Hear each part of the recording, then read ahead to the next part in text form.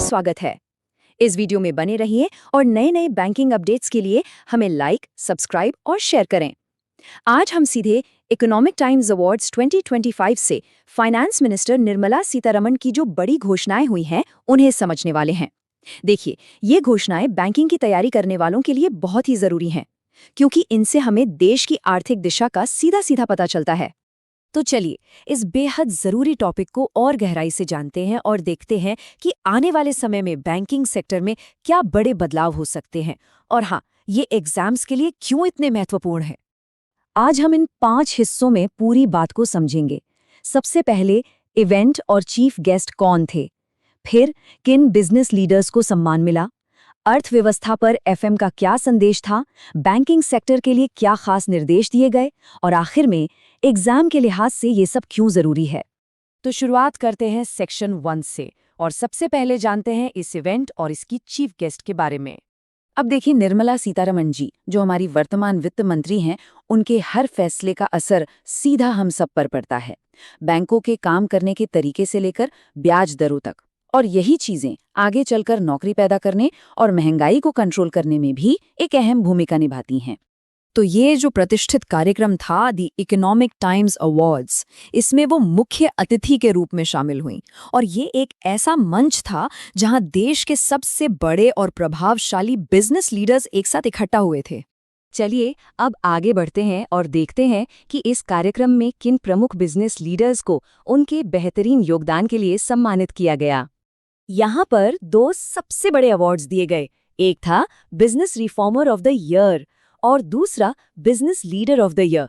मतलब एक पुरस्कार पॉलिसी में सुधार के लिए और दूसरा इंडस्ट्री में शानदार लीडरशिप के लिए।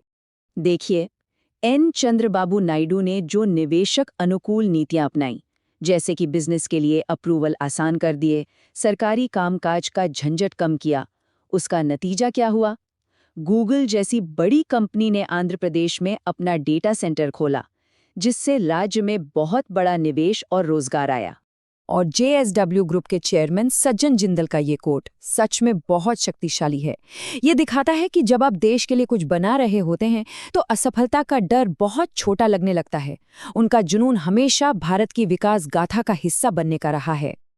अब आते हैं सबसे अहम हिस्से पर, जिसका हम सब इंतजार कर रहे थे। भारतीय अर्थव्यवस्था की सेहत और भविष्य की दिशा को लेकर वित्त मंत्री ने क्या मुख्य संदेश दिए। तो उन्होंने भारत की आर्थिक ताकत के 3 मजबूत स्तंभों की बात की। पहला है मजबूत घरेलू खपत, यानी हम देश के अंदर जो खरीदारी करते हैं वो अर्थव्यवस्था को स्थिर रखती है। दूसरा, किसानों का संरक्षण, मतलब कमजोर वर्गों को महंगाई से बचाना। और तीसरा, निवेश के लिए एक खुला आह्वान कि भाई और निवेश करो ताकि देश में ज्यादा से ज्यादा नौकरियां पैदा हों। अच्छा, तो अर्थव्यवस्था की ये बड़ी तस्वीर तो हमें समझ आ गई।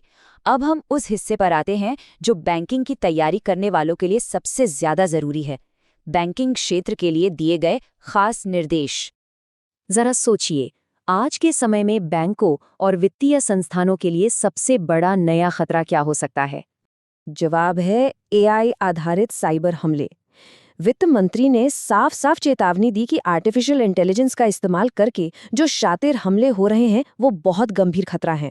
एक भी बड़ा साइबर हमला पूरी अर्थव्यवस्था को हिला सकता है और लोगों का बैंकिंग सिस्टम से भरोसा उठा सकता है। इसलिए उन्होंने बैंकों को अपनी डिजिटल सुरक्षा को फौलाद जैसा मजबूत करने को कहा है। एक और बहुत बड़ा निर्देश था यूनिफाइड KYC सिस्टम को लेके। इसका मतलब क्या है? बहुत सिंपल, एक बार अपना KYC करवा लिया, बस फिर चाहे कोई नया बैंक खाता खोलना हो या कोई निवेश करना हो, बार बार वही प्रक्रिया दोहराने की जरूरत नहीं। सोचिए कितना समय और झंझट बचेगा। सब कुछ आसान, तेज और ज्यादा सुरक्षित हो जाएगा। फिर उन्होंने एक नई कॉन्सेप्ट की बात की, एंटिसिपेटरी रेगुलेशन। सुनने में थोड़ा टेक्निकल लग सकता है, पर इसका मतलब बहुत आसान है। रेगुलेटर्स को अब सिर्फ समस्या होने के बाद एक्शन नहीं लेना है, बल्कि भविष्य के जोखिमों जैसे AI फ्रॉड या क्रिप्टो से जुड़े अपराधों को पहले से ही भांपना होगा और उनके लिए नियम तैयार रखने होंगे। मतलब प्रॉब्लम से एक कदम आगे रहना है। और हाँ, विदेशी निवेशकों के लिए भी एक बहुत स्पष्ट संदेश था। उन्होंने भरोसा दिलाया कि ठीक है, बाजार में छोटे मोटे उतार चढ़ाव आते रहते हैं, लेकिन भारत की अर्थव्यवस्था की जो बुनियाद है वो लंबे समय के लिए बहुत मजबूत और भरोसेमंद है। तो अब इन सभी बातों को आपस में जोड़ते हैं और समझते हैं कि बैंकिंग परीक्षा की तैयारी करने वालों के लिए ये सब जानना इतना ज़रूरी क्यों है। तो इस पूरे कार्यक्रम से जो मुख्य बातें निकल कर आती हैं वो ये हैं। भारत की अर्थव्यवस्था मजबूत है, सुधारों का दौर जारी रहेगा, बैंकों को और ज्यादा सुरक्षित बनना होगा, व्यवसायों को आत्मविश्वास से निवेश करना होगा और कमजोर वर्गों की रक्षा करनी होगी। कुल मिलाकर वित्तीय प्रणाली को सरल और सुरक्षित बनाना ही मुख्य लक्ष्य है। देखिए, ये सारे निर्देश समझना बहुत महत्वपूर्ण है, क्योंकि यही बातें आगे चलकर बैंकिंग नीतियां बनेंगी, आरबीआई के अपडेट्स में आएंगी, परीक्षा में इनसे जुड़े सवाल पूछे जा सकते हैं और इंटरव्यू में भी ये टॉपिक बन सकते हैं। इसे समझना मतलब अपने करियर में एक मजबूत बढ़त हासिल करना है।